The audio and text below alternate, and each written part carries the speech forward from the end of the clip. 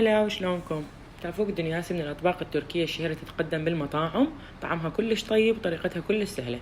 بمقلاة على النار ضفت زيت زيتون قليل، وضفت صدر دجاج مقطعته مكعبات، أضيف عليه ملح وفلفل أسود وبابريكا بودرة بصل وثوم وزنجبيل ونحمس، أضيف عليه راس بصل مقطعته شرايح وفصين ثوم ونحمسهم، أضيف عليه شرايح من الجزر وفلفل ألوان وفطر فريش شرايح ونحمس. بعدها راح أضيف عليه عصير نصف ليمونة، واختياري صويا صوص أو شستر صوص، ويكون جاهز عندي الدجاج. تقدرون تقدمون الدجاج بأي نكهة أنتو حابيها، لا تتقيدون.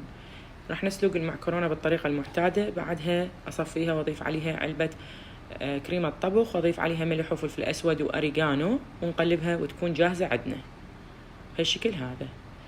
أقدم وياه سلطة أكيد، وتكون جاهزة عندنا الأطباق. الحلو بهاي الوصفة تقدرون تتنوعون بالنكهات، نكهة المعكرونة ونكهة الدجاج. راح نقدمه بهالشكل هذا، المعكرونة والدجاج والسلطة، ويكون عندنا الطبق جاهز.